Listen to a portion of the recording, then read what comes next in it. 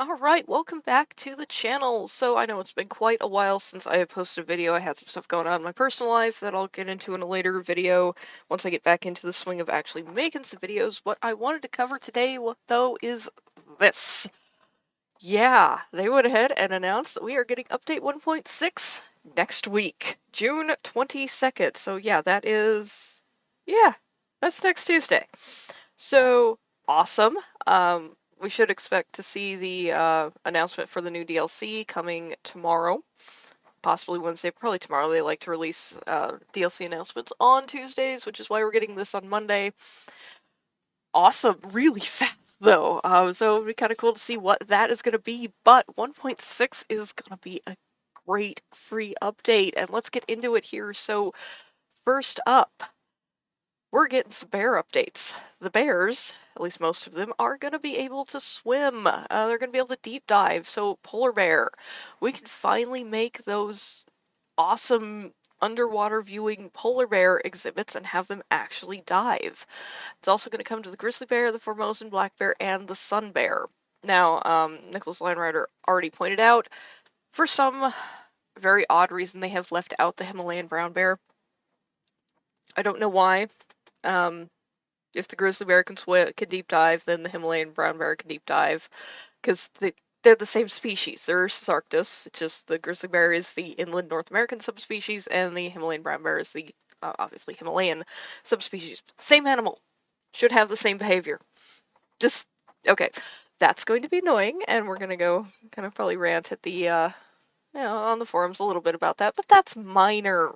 Polar bears are finally going to dive, so that is fantastic. Moving on, we're also going to get custom audio speakers finally. So this is another port over from Planco. Going to be able to do those custom audio files. So if you've, say, installed the Howler Monkey mod, well, those Howler Monkeys should be able to make a ton of noise. Now you can just stick a speaker in their habitat, and the animals themselves won't be making the noise, but you'll have that ambiance, which is great. And coming in with another Planco port over is the Vista Points. Now, I'm not a Planco player. I mess with it on occasion, but apparently this is a really powerful thing in that game, which is the Vista Points. So what it is, you can guide your guests to recommended locations and directions to view your wonderful habitats and focal points in your zoo. So you know how it's so annoying when you spend hours and hours creating this wonderful overlook viewpoint into some exhibit and the guests won't use it? They'll go to the nearest hedge and stare at it and complain that they can't see the animal. Well, now hopefully this will fix that.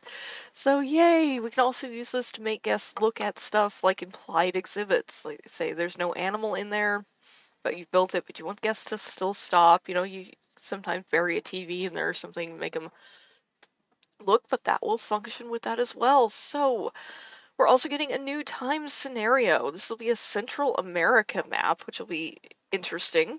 Kind of makes us wonder, you know, what the new DLC is going to be, because usually the scenario at least has something to do with it, or maybe that's the challenge mode.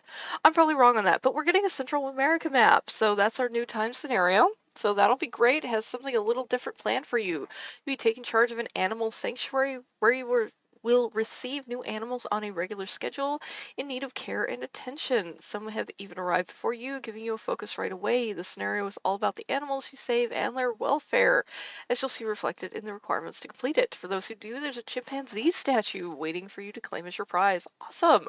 So that actually sounds like fun. I really don't do much with the time scenarios at all, but that one actually sounds fun, so I'll probably give that one a go.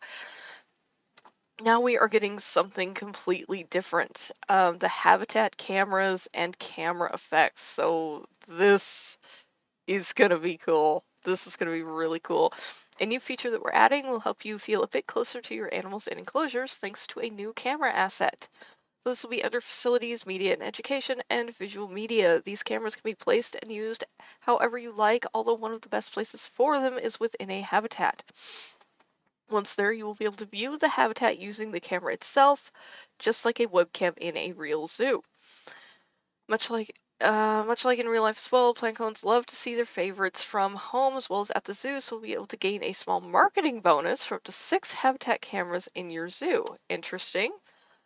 So that'll probably apply more to franchise than Sandbox. Hopefully, we can hook these up to the billboards that are already in game. And if we can't, hopefully that will come in an update because I really want to do that. That's really awesome. So in addition, they're also adding the camera effects ranging from vignettes to various levels of warmth to cold and night vision. Look at how cool that is. I love it. There will be a new button in the UI for this and provide access to a camera light. Oh, cool. For the avid photographers out there, these filters will also be maintained when using NVIDIA Ansel. That is really cool. We're getting some animal trading changes. Hopefully, this is going to do what I'm hoping it's going to do, which will be to make the trade sitter work better. They don't mention it in here, but I truly, truly hope that that stupid confirm button is going to go away because I hate that thing. It's hidden. It's just it's unnecessary clicking. Just make it go away. So what is coming confirmed in update 1.6, there will be an increase in the storage limit from 50 to 200. Oh, thank you, thank you, thank you. That's gonna make things much easier. Because I don't know, if you're like me, I fill up that 50, especially in franchise, really, really fast. As well as updates in the UI that will give you more information about each animal's trade status.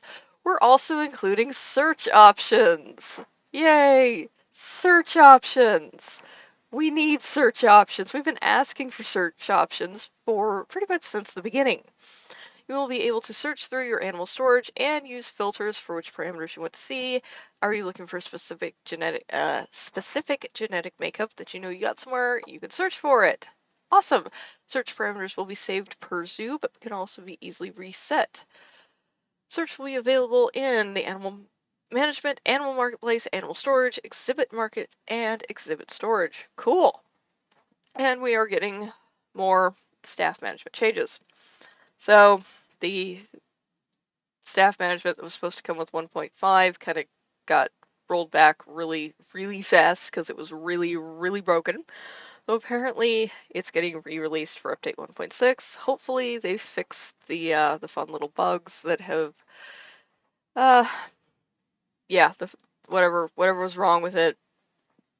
So use multi-select to adjust wages, set work zones. Yeah, hopefully that'll be that'll make franchise a little bit easier. That'd be great. Another thing that's going to be really interesting is to continue your zoo and campaign scenarios. So if you play the campaign, also called career mode, they're the same thing.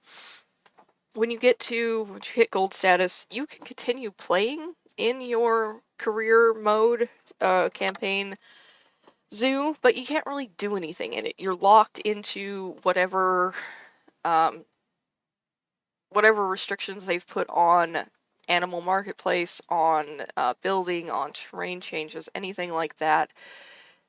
Whatever was specified in that scenario, you can't go past that even if you've completed it. So what this is going to do is once you achieve gold in a career scenario, you get a new fanfare. It informs you that the animal exchange will start to populate with all the available animals. So you can continue to play in your career scenario park without the set limitations on which species. So it seems like this is, unfortunately, it's only going to affect the animals. It's not going to affect research, terrain, any of the other stuff that gets locked down or restricted in these campaign scenarios. Hopefully they will unlock everything else as well, because then, those might actually be fun to play. Now, this is the big one. Expanded sandbox setting. So if you're a sandbox player like me, you're probably pretty excited about these changes. Last but not least, we are introducing a whole new host of sandbox options. Oh, thank you, Windows. Go away. These options will give you even more control over your sandbox zoos, as well as letting you organize which zoo has which options enabled. Sandbox will now be receiving new preset selections for you to either emulate another mode or save your favorite custom settings. These will be available in a default, creative, challenge, and save custom preset. The settings you use for each Sandbox zoo will be saved to that specific zoo, meaning you could have a different setup for each zoo if you would like to. If you found your dream settings, however, you can use the Save Custom Preset options to save those and apply them to any other zoo you build. So no more at the start of Sandbox will you have to go in and manually disable welfare, fights, disease, economy stuff, staff stuff, guest unhappiness. You can just load your preset and go, and that just makes me so happy. So here is a list of what they'll be adding to that. So we can enable social groups, enable overcrowding, enable stress, fights, predation, and fear. Cool. Habitat welfare. We can enable and disable water cleanliness, defecation. That'll be good for doing videos and stuff. Temperature needs, terrain needs, plant needs. Plant needs. We can enable and disable plant needs. Oh, that's a big one. That makes me very happy. We can enable hard shelter and food spoiling. Nice. General welfare, we can enable or disable escape. So guess what? If you want to build something in Sandbox that happens to be made out of a climbable material such as wood, and you want that to be on the boundary of a habitat, well, before your animal would just climb that and escape constantly. So annoying. Hopefully this will make that go away. Guest settings, we'll be able to enable guest fleeing, negative effects of facilities on guest happiness. Thought that setting was already there, and enable pickpockets. So awesome. Very, very cool. So we hope you're looking forward to these new changes. This update will come with other tweaks and bug fixes, which we will have a full list of patch notes to share with you when we release it. We'll have more to share with you very soon, probably tomorrow.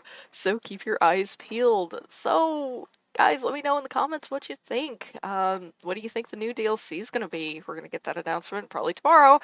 So yay.